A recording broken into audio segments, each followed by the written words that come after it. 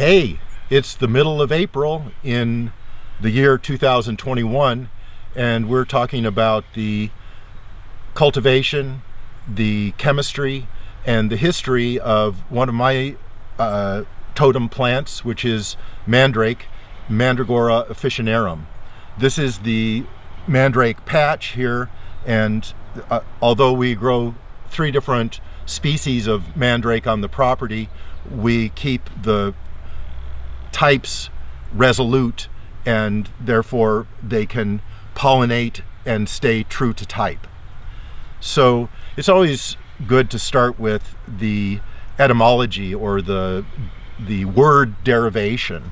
So you can break up the word mandrake into 2 words, man and drake, and everybody knows that man derives from woman, so we don't need to go much further on that.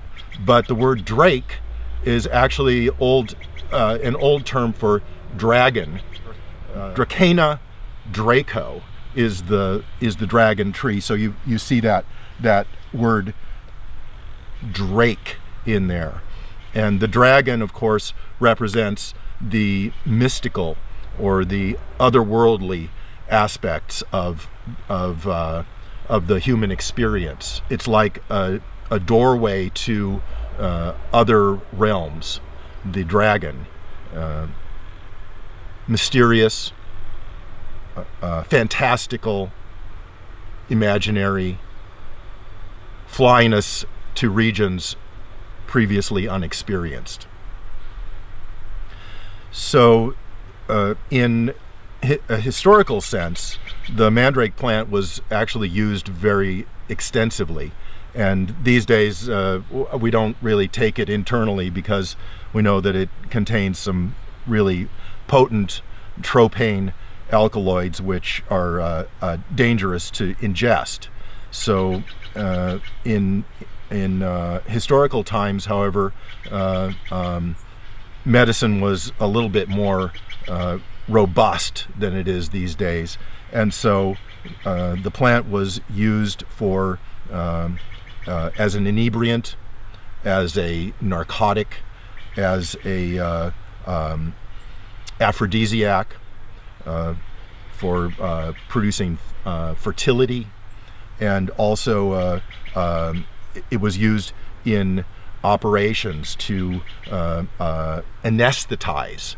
And the word anesthetize is lack of sensation. So the propane alkaloids are basically depressants to the autonomic nervous system. And so in large quantities, they can produce a kind of an anesthesia or a complete lack of feeling. And so I suppose, that might be a reason to use the plant these days if for instance, you didn't have access to the common anesthetics and you needed to remove one of your appendages. I personally might choose to eat some mandrake root as opposed to going it without any chemical assistance. But otherwise, it's really not recommended to ingest the plant. All parts of the plant will contain the propane alkaloids, the leaf, certainly the seeds in the fruit. Seeds will concentrate any kind of alkaloids, so seeds are very potent, and the root. And the root is very deeply delving. I saw a photo of one of the plants from the Negev in the Middle East, and it was as tall as the person. He was holding it up. There was a small crown of leaves on the top, and the root was thick, like this thick, and went all the way down to the ground. So in this case, as below, not really the same as above. As below, very, very extensive. Above, just a small rosette of leaves. The propane alkaloids that are in the plant, there are over 60 different ones that are in a sort of an admixture. Some of the most important ones are hyoscyamine, which you might remember, is associated with the henbanes. There's atropine, which is associated with belladonna, and together these alkaloids are considered to be something called mandragorine. Well, mandragorine is really an old-timey term and has fallen out of use, but I like to use it as an signal for the actual alkaloid content, because there's this very complex admixture that kind of brings in all of the energies from for instance, the daturas, the henbanes, the belladonnas, all together. So it's sort of the quintessential plant of this type. It's in the family Solanaceae, which is the same as potatoes or tomatoes. They're the nightshades. Well, historically, this was used. The plant was mentioned in the Bible, in the Old Testament, specifically when the Bible is talking about the impregnation of Leah, and also in the Song of Solomon, which is verse 7:13. It's really rather significant that the numbers 7 and 13 come up, because these are sort of magical numbers that you'll find around the mandrake plant a lot. Another number that you'll find around the mandrake plant a lot is the number 5, because it is a 5-part sepal around the flower, and that's known as a pentaminous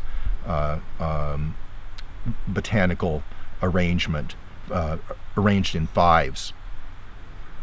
Then in the Song of Solomon, Solomon is talking about the mandrake fruits and says something like the mandrake fruits, old and young, are used as an offering to his lover. And I think this means that Solomon actually did know about the mandrake plant, because the fruits in the green stage, inodorous and really very tight, like little green tomatoes, ripened, they become yellow and soft, and they exude this incredibly sexy aroma. And so even to this day, the shepherds in the desert will pick the mandrake fruits and put them on the windowsill and allow that odor to impregnate the household. And so I think Solomon really did have an understanding of mandrake, and otherwise I don't think he would have mentioned the fruits old and young. Then the Greeks and the Romans used the plant as well, very extensively, for as an inebriant, and also for fertility rites and this kind of thing. And then on up into the Middle Ages, the plant was extensively used and honored, although what began to happen was that Mandrake Habitat became less and less. The plant likes a Mediterranean climate, which is similar to what we have down here in Southern Oregon. Cold, wet winters, hot, dry summers. And with the advance of civilization, less and less mandrakes were growing, and so the plant became more and more rare over the years. Therefore, conservation through cultivation becomes important now, doesn't it? And so we've studied very carefully the germination characteristics of the seeds, the kinds of environment that the plant prefers. And so this plant here, I note by the tag, was planted on 7/7/16, and so those were actually 9 seeds that were put to the fast draining mix, and one of the plants survived, and that's this plant right here. And so we'll look at some of the things that I do as the plants develop in the spring in order to assure that they make their fruits, and then when the fruits mature, then we can extract the seeds. The cycle of the plant is that it emerges from the ground in January, when we get some lessening of the frosts and some increase of the sun in January. Then the flowers will come right up out of the ground, and when the flowers open, then I hand pollinate with the paintbrush, because there are very few pollinators available in January. Although I have seen honeybees in January and February actually come in and pollinate the flowers. And then also sometimes I see ants crawling around on the plants, and I think that the ants are pollinating. And then finally I see these very tiny creatures that crawl around on the leaves of the plant, and I think they're sort of like jointed. They in and of themselves are somewhat reptile-like, and I think they pollinate the plant. So here we go. Let's look at what we've got. This is a fertilized fruit here, and what we're going to do is we're going to remove the flower fragments, because anytime that you have necrotic tissue in association with the fruit, then it's going to have a tendency to lessen the viability of the planting. And here's quite a few duds, and those too can be removed, because all that's going to do is attract insects and slugs, and so we want to remove all the duds. And then I'm going to turn the leaf over and look at what I've got going on behind the leaf, and make sure that there are no aphids or slugs or bugs. There's a leaf that is discolored, and that too is going to rot. And so what I'll do is I'll remove that leaf just like that. There are a few weeds in here. Let's remove the weeds. They're just getting resources that the mandrake plant needs. Another couple of duds, and then it looks like this one is going to make only 2 fruits. So let's go on over to another plant. Remove the inflorescences that have failed to take. Maybe my pollination wasn't really that effective on those. And here's a cutworm. So let's remove the cutworm. We don't want that to cut into the fruit. I don't want to kill the cutworm, just put it somewhere else. It can go about its cutty work somewhere else. And again, just cleaning it up. There's several more fruits hiding down in here. Pull that out. More fruits here. Again, let's look under this leaf. Looks pretty clean. Okay, and then in general, just lift the leaves and remove any kinds of, oh, look, there's a big cutworm there. Let's get rid of that. And see how the material that we're putting around the plant is very fast draining. Coarse, sharp sand and pumice. And that's typical to good mandrake habitat. And again, dress the plant all the way around with the coarse, sharp sand and pumice. Now, underneath each one of these plants, I've set a handful of ground limestone, because the plants like an alkaline environment. And then oftentimes what I'll do is I'll put a rock on the south side of the plant to create just a small amount of shade, so that we have a sort of a mixed environment, shade and sun. And the plants like that a lot. And how do I know? Because I've gone to the areas where the plant is native and observed how it grows, and it grows up in between the interstices of rocks. And so we mimic that native environment in order to create appropriate environment for the plants in a cultivated sense. One other little thing that I wanted to show you was how to plant a mandrake root. And so I have here one of our potted plants that's gone dormant, and you can see the crown of the mandrake is there, and this is less than a year old. So if you get something that looks like this, then you can depot it.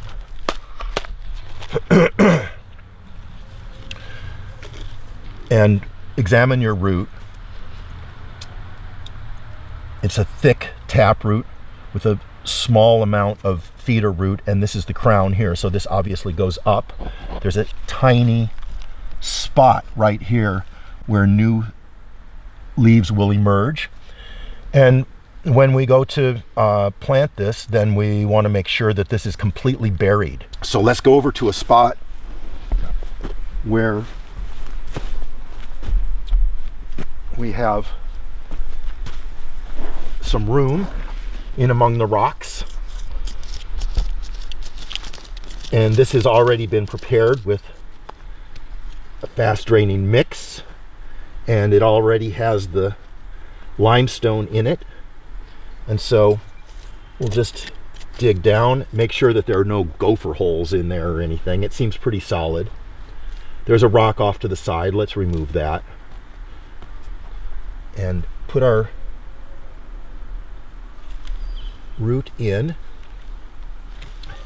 and cover up with medium. Now this will emerge in season. So the season is January. So it's going to be dormant for the entire time.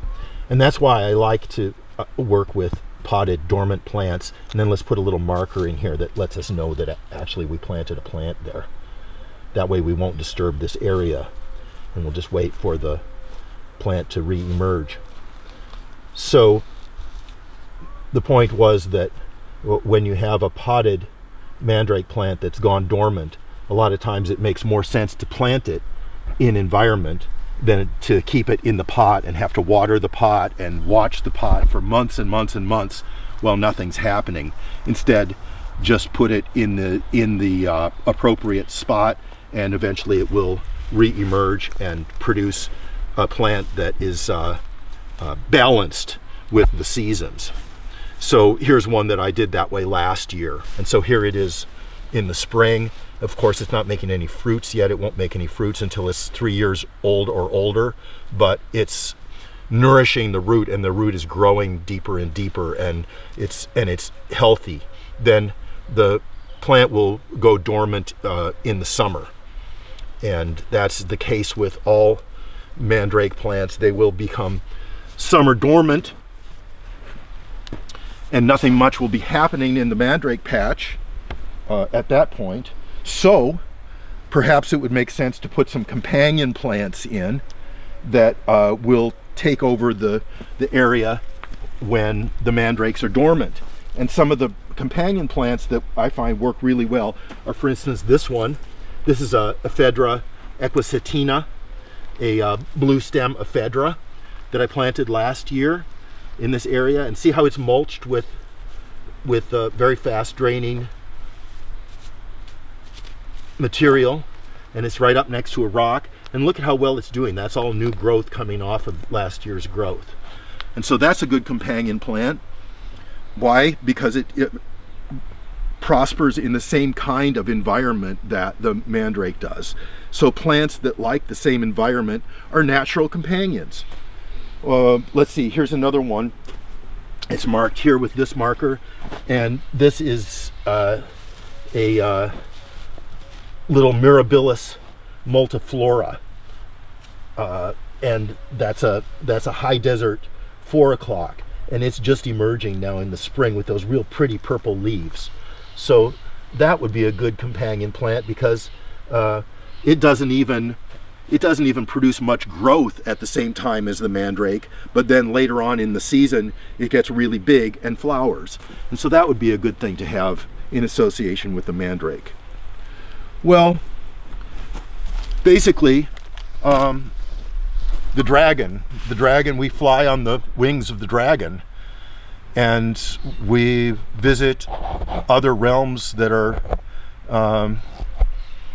imaginary or real, depending on our ability to peel back the veils of samsara. As we work with holy plants, then we can turn our thoughts towards positive things in life, avoid the pitfalls, and move ourselves in a direction of goodness. It's up to us how we use the holy plants, and we can deepen our consciousness by cultivating the sacred mandrake. That's Mandragora turcomonica there. Older ones, and then new ones that were planted this year, actually doing pretty well.